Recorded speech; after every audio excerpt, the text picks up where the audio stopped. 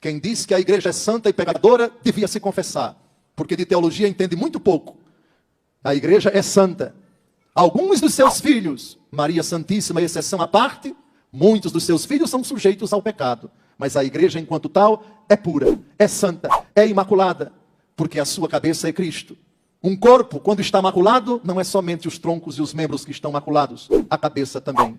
Dizer que a igreja é pecadora é conspurcar a cabeça que é Cristo e dizer, ele também cometeu o pecado. A igreja é santa e necessitada de purificar-se.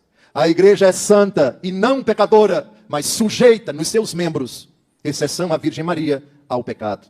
Cuidado, portanto, amados, no dia do Papa, a nossa obrigação de zelar, de pensar duas vezes, de lavar a boca, quando o assunto é a igreja. Gálatas capítulo 4, versículo 26. Esta é a Jerusalém celeste, ela é a nossa mãe. E da mãe nunca se fala mal, e de mãe não se critica, não se debocha, não se ridiculariza, e diante de qualquer ataque à mãe, a defesa tem que ser imediata. Mexeu com o Papa, mexeu conosco, mexeu com a igreja, nossa mãe, mexeu conosco. Tu és Pedro, tu fundamento, e sobre ti edificarei minha igreja. Pronome possessivo, singular, feminino. Uma igreja. Respeitamos quem pensa o que quiser de suas denominações. Os católicos, porém, no dia do Papa, no dia da solenidade de São Pedro e de São Paulo, respeitando as convicções de quem quer que seja, reforça diante do altar: a única igreja que Cristo quis foi a igreja edificada sobre Pedro. Olhemos agora também, depois de termos feito alusão ao filho de João, cujo irmão era André, discípulo de João Batista, cujo nome foi mudado para Cefas, homem que, conforme a carta dos Atos dos Apóstolos, escrita por São Lucas, juntamente com São João, era um homem quase iletrado, um homem sem instrução, um homem rude, mas a quem Jesus se dirigiu com palavras contundentes: deixem tudo, e a partir de agora vocês serão pescadores de homens. Foi a este homem que Jesus entregou esta ínclita, única e insubstituível responsabilidade: apacentar o seu rebanho. 3 vezes Jesus lhe disse: apacenta as minhas ovelhas. Depois de lhe ter perguntado: tu me amas? E na primeira pergunta: mais do que estes? Malgrado sua limitação, malgrado sua traição, malgrado as 3 negações, quando Jesus foi preso, Jesus entregou a barca da igreja para ser regida por este pescador. Jesus entregou o seu rebanho para ser governado, apacentado por este homem, e na pessoa dele, perdurando o seu ofício nos seus sucessores, todos eles bispos de Roma, desde Lino, Cleto, Clemente e todos os outros, 265, até o atual sucessor de Pedro, sua santidade, Papa Francisco. Sim, foi na perseguição que o imperador Nero moveu contra os cristãos na cidade de Roma, que o apóstolo Pedro, segundo a antiquíssima tradição, foi crucificado de cabeça para baixo. Os restos mortais de ambos encontram-se em Roma. Por isso Roma é tão importante para nós. É o coração da cristandade, porque lá estão sepultados esses 2 heróis, essas 2 colunas, esses 2 baluartes da fé. Termino esta brevíssima homilia de 15 segundos citando o maravilhoso testemunho do apóstolo Paulo, que certamente se aplica a ele, a Pedro e a tantos que ao longo desses 2000 anos derramaram o seu sangue, consumiram suas forças em favor do anúncio do Evangelho de Jesus. Aqui está o retrato da grandeza, da sublimidade, do heroísmo desses nossos mártires que hoje são honrados com tanta solenidade em todo o orbe católico. 1 Coríntios 9, de 16 a 23. Anunciar o Evangelho não é glória para mim, é uma obrigação que se me impõe. Ai de mim se eu não anunciar o Evangelho.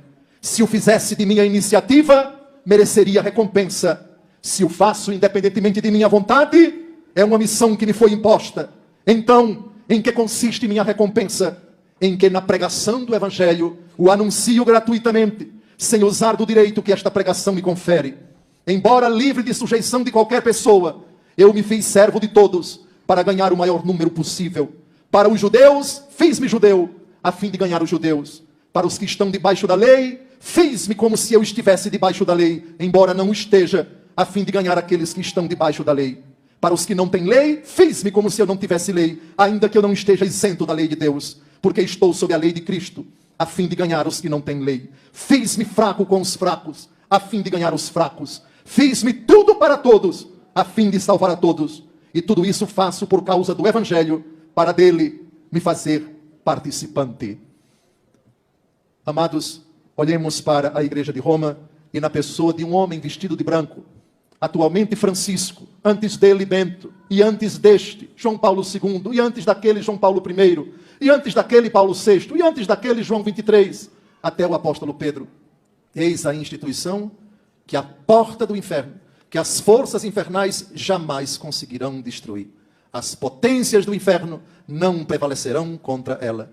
Católico sempre, até morrer. Fé não é uma questão de afetividade. Fé não é uma questão de sentidos. Porque eu vi, eu acreditei. Não. Porque viste e creste, Tomé, bem-aventurados os que não viram e creram. Fé é certeza. Hebreus capítulo 11, versículo 1. É posse antecipada do que se espera. É certeza do que não se vê.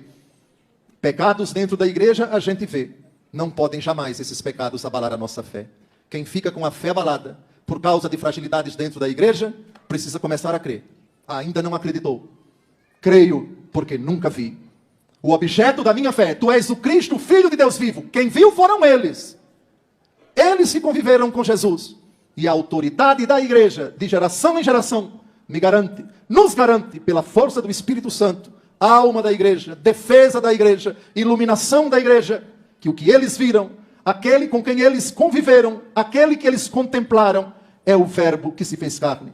É o Filho do Deus vivo, Deus encarnado, que quis uma igreja, uma única igreja. Alegremos-nos com o Papa, tenhamos sempre pelo Bispo de Roma um grande amor, uma profunda veneração.